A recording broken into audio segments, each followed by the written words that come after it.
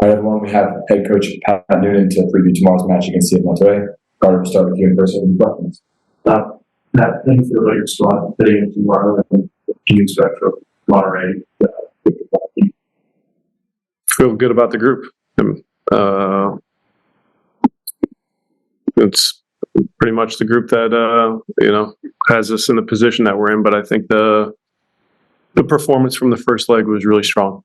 I've already mentioned it, but the disappointment just in the scoreline and what that means for the second leg and the challenges that we'll face against a difficult opponent. So, I think it's important how we navigate a 90-minute game and understand, the need for a goal, but the need to be defensively very strong in the early stages, so we can get into a rhythm and get a feel for what the game's going to look like. And almost was an interesting situation with an aggregate score where a victory at any time gives you checks in advance. It's not like you're navigating a meeting to like the aggregate leads.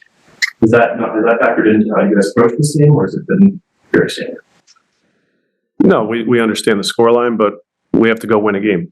And, if that's in the form of, 1-0, then we get into the extra period and position ourselves to navigate that. And if it goes into penalty shootouts, when we get to that stage, we'll navigate that. But we understand that if it's a scoreline other than 1-0, that we need to win the game and we'll advance.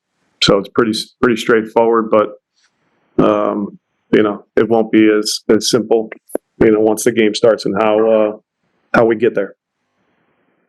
All right, we'll go to the Zoom and Pat Brennan. Pat, go ahead. Can you guys hear me okay? We got you.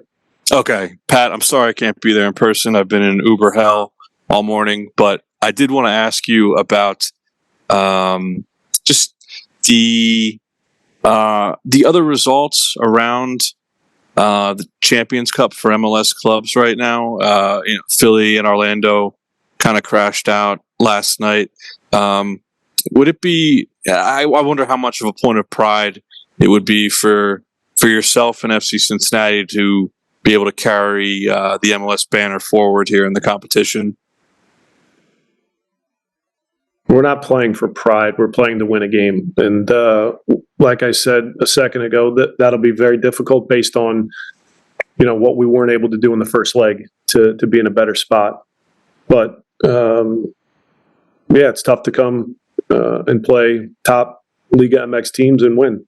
And we've seen the history of how we fared in the competition. And certainly last night wasn't, a good representation of the league in terms of the results. You never want to see score lines like that,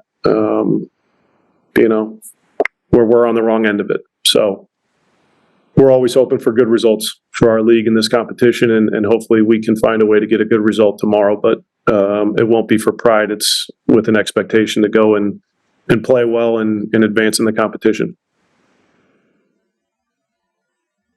One more, Pat. Yeah, please, if you guys don't mind. Pat, I wonder if on looking back at the DC United game, just if you had any second thoughts, any additional insight on the attack and how it looks right now. Obviously, it was, you guys are really close right now. It feels like, is that also your sense? Yeah, I think that's fair because the moments to score goals and play with the lead have been there. We're inconsistent in our final third play and certainly the execution on how we finish plays and score goals. I thought with the DC game we started, slow, their pressure was good and we struggled to handle that. I thought it got better, as the game progressed and made a slight adjustment that was, getting a player higher up the field to try to eliminate some of their numbers in the press. And I thought the guys did a good job in our decision-making on the ball, our quality on the ball, as the game progressed, and specifically in the second half, was better, and it positioned us in a better way to attack the goal with more space, and then have opportunities at goal. Having said that, I think DC defended very well on the evening or on the day, so that factored into it as well. But the big moments where we are in good spots to score goals is where we're lacking, and we're accustomed to see those plays being finished off, but that's the missing piece, or one of the key pieces that's missing in our play and in our results. And we'll wrap up with one question from Justin Blair. Justin, please go ahead. Yes, do you hear me okay? I got you. Yeah, OB went down in the DC game. Do you have a status update for his availability, or is that still kind of being evaluated? Yeah, Obi's day by day with a contusion, unavailable for tomorrow, but hopefully it's nothing long term. But with where we're at and with what he's feeling, this will be see how we get through. Each day to understand when he's going to be back with the group. Thank you very much, Pat.